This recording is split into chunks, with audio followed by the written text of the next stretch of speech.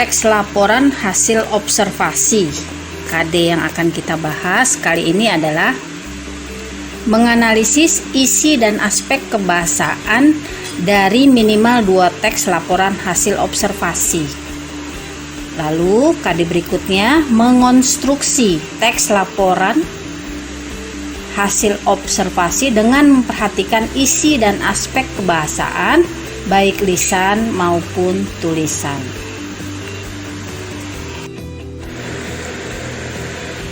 Tujuan pembelajaran dari KD ini adalah: pertama, peserta didik dapat menguraikan isi teks dan aspek kebahasaan dari minimal 2 teks laporan hasil observasi. Tujuan yang kedua adalah peserta didik dapat menyusun langkah-langkah penulisan teks dan menulis teks laporan hasil observasi dengan memperhatikan isi teks dan aspek kebahasaan baik secara lisan maupun tulisan. Selanjutnya, mari kita perhatikan peta konsep dari pembelajaran materi menyajikan teks laporan hasil observasi. Ada 2 hal yang harus kita perhatikan. Pertama, menganalisis isi teks dan aspek kebahasaan teks LHO.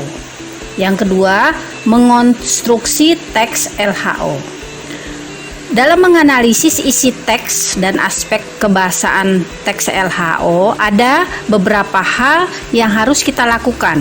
Pertama adalah menguraikan isi teks.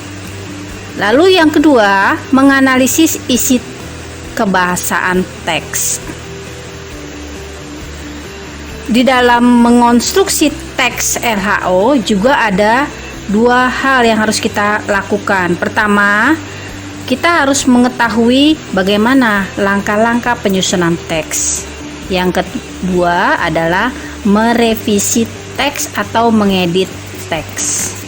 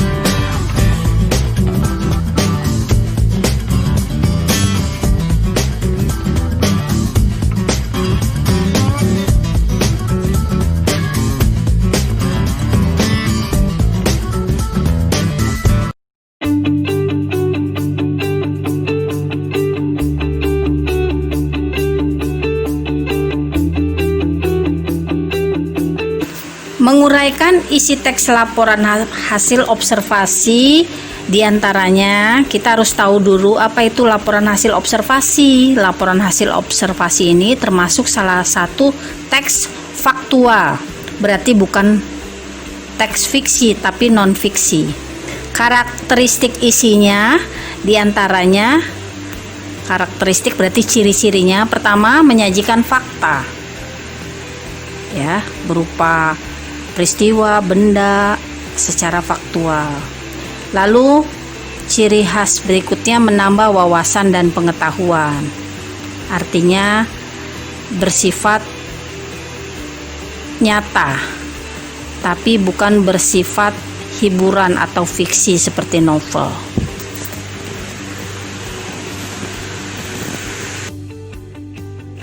Baiklah, perhatikan di dalam menganalisis teks LHO, diantaranya kita harus memperhatikan dan tahu cirinya. Pertama, dia menggunakan kalimat lugas atau kalimat bukan makna kias. Apa adanya, merujuk pada makna kamus. Yang kedua, menggunakan makna istilah atau peristilahan teknis. Misalnya dalam bidang kependudukan, adanya istilah mortalitas, natalitas, migrasi, dan lain sebagainya. Kalau dalam istilah ilmu pengetahuan alam, misalnya adanya simbiosis dan lain sebagainya. Lalu penggunaan kata benda umum, berarti kata benda yang merujuk pada pengelompokan. Misalnya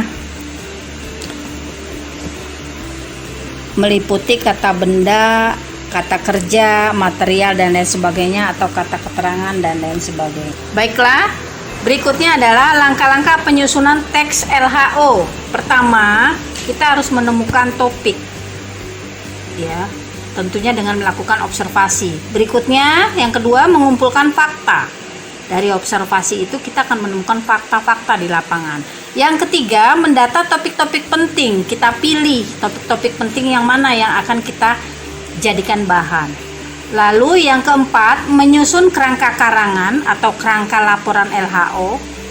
Yang terakhir, kerangka sudah disusun, maka baru kita kembangkan menjadi sebuah laporan hasil observasi.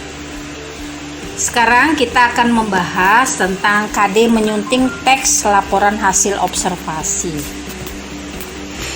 Ada beberapa hal yang harus kita perhatikan di dalam menyunting teks laporan hasil observasi. Apa saja yang harus kita koreksi? Pertama, ketepatan topik. Kedua, strukturnya bagaimana. Ketiga, kaidah bahasa. Acuannya dalam menyunting teks LHO, pertama, perhatikan sifat-sifat laporan. Karena sifat laporan ini ada beberapa jenis. Ada yang impersonal, ada yang objektif, lugas, dan sistematis. Berikutnya, kalau yang impersonal berarti menggunakan kata ganti bersifat umum, contohnya penulis. Nah, itu kan nanti dijabarkan itu. Penyair. Lalu apalagi olahragawan misalnya, itu kata ganti impersonal. Lalu objektif, misalnya tidak bermakna ganda. Lalu lugas ini makna asal atau makna asli sesuai dengan kamus. Sistematis dan logis, artinya saling berhubungan antar bagian.